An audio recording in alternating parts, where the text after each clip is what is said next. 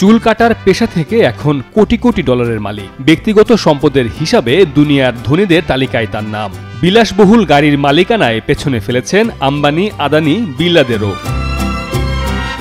একসময় দুবেলা খাবারও পেতেন না রমেশবাবু। পেশায় যিনি একজন নাপিত। তবে দিন বদলেছে রমেশের। এখন কোটি টাকার মালিক এই নাপিতের রয়েছে 400 এর বেশি গাড়ি। ভারতে সবচেয়ে বেশি গাড়ি সংগ্রহে এই নাপিত পেছনে ফেলেছেন দেশটির শীর্ষ ধনী আম্বানি, আদানি, বিড়লাদের। এই সবাইকে পেছনে ফেলেছে একসময়ের খবরের কাগজ বিক্রেতা ও পেশায় নাপিত রমেশবাবু।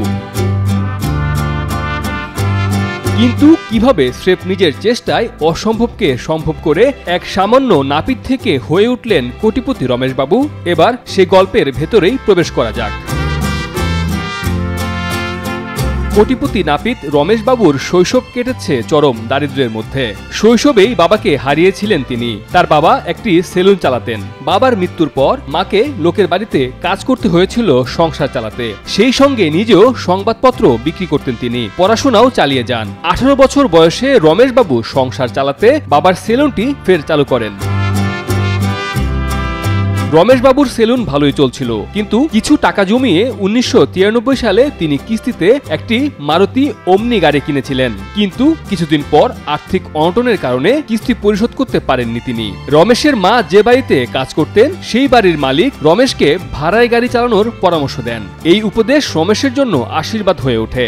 তিনি যখন ভাড়ায় গাড়ি চালানো শুরু করেন তখন তিনি বুঝতে পারেন যে বেঙ্গালুরুতে ভাড়া গাড়ির ব্যবসায় অপার সম্ভাবনা রয়েছে। কিছুদিন নিজে গাড়ি চালানোর পর রমেশবাবু বড় কিছু করার কথা ভাবলেন। তিনি সম্পূর্ণভাবে গাড়ির ব্যবসায় প্রবেশ করতে চেয়েছিলেন। তিনি জানতেন যে বেঙ্গালুরুতে এই ব্যবসার অপার সম্ভাবনা রয়েছে, তবে তাকে আলাদা কিছু করতে হবে। তিনি ধীরে ধীরে তার গাড়ির সংখ্যা বাড়াতে শুরু করেন। ব্যবসা ভালো করতে শুরু করলে বিলাসবহুল গাড়ি কেনা শুরু করেন তিনি। এখন তার 400টির বেশি গাড়ি রয়েছে, যার মধ্যে 120টি বিলাসবহুল।